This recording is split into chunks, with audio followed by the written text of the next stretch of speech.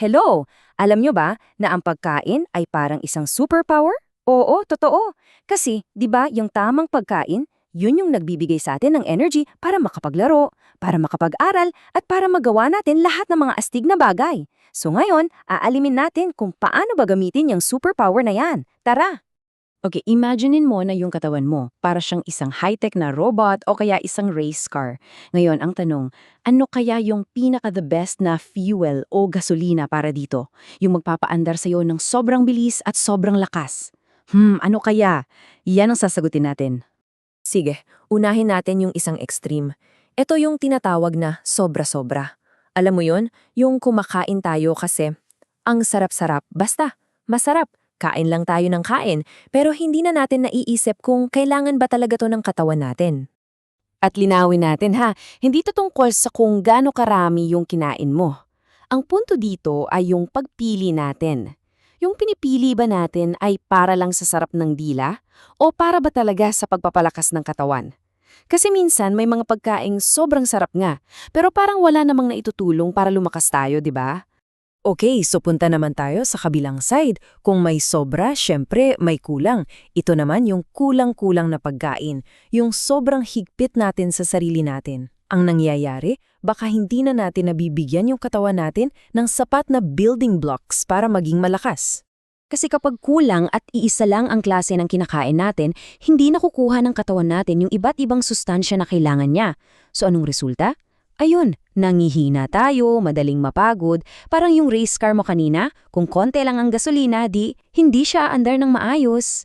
Ayan, tingnan nyo, dito, klarong-klaro. Sa isang banda, yung sobra-sobra na nakakapagpabagal sa atin, sa kabilang banda naman yung kulang-kulang na nakakapagpapagod. So, pareho silang di maganda. Pareho silang mga daan na hindi natin gustong puntahan kung ang goal natin ay lumakas. So kung mali pala ang sobra-sobra at mali rin ang kulang-kulang, anong gagawin natin? Saan tayo pupunta? Well, ang sagot, syempre, ay nasa gitna. Merong tamang-tama lang na paraan, yung sakto lang. At ito yung pila ka-idea na gusto kong tandaan ninyo. Sinasabi dito na yung mga taong totoong nakakaintindi, iniiwasan nila yung dalawang dulo. Hindi sila nagpapadala sa sobrang sarap, pero hindi rin naman sila nagpapakagutom. Ang hinahanap nila ay yung balanse, yung gitna. So ano ba itong pagkaing may common sense? Ganito lang yang kasimple. Ginagamit natin yung isip natin para tulungan yung panlasa natin. Bago tayo kumain, tinatanong natin, masarap to. Oo, pero makakatulong ba to para lumakas ako? Parang yung utak natin, siya yung nagiging coach ng tiyan natin. Astig, di ba? At heto na guys, ang pinaka-cool na part sa lahat.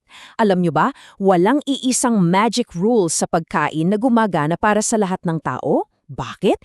Kasi bawat isa sa atin special. Magkakaiba tayo. Kaya sa katawan mo, ikaw ang bida. Yan ang dahilan kung bakit imposible talagang gumawa ng isang rule para sa lahat. Halimbawa, yung paboritong pagkain ng best friend mo, baka yun pala yung hindi hiyang sa tiyan mo. At okay lang yun. Ang pinaka-importante ay matuto kang makinig sa sinasabi ng sarili mong katawan. Tingnan nyo tong mga halimbawa. Gatas. Para sa iba, ang galing niyan. Sa iba naman, parang hindi masyado. O kaya, beans. Yung iba, ang lakas ng energy nila dyan. Yung iba naman, sumasakit ang tiyan.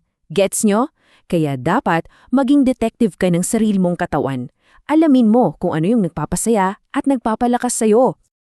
Okay, so malinaw na, kumakain tayo ng sakto lang para lumakas.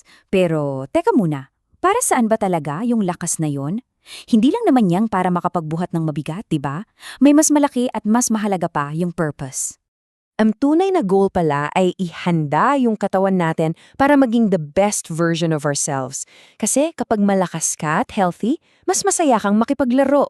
Mas mabilis kang matuto sa school. At higit sa lahat, may lakas kang tumulong sa pamilya mo, sa mga kaibigan mo, at sa iba pa. Kaya sa susunod na kakain ka, ito ang isipin mo. Kumakain ako para lumakas. At gagamitin ko yung lakas na to para maging isang masayang kalaro, isang matalinong estudyante, at isang mabuting kaibigan. Ganun lang siya kasimple. Kumain para lumakas.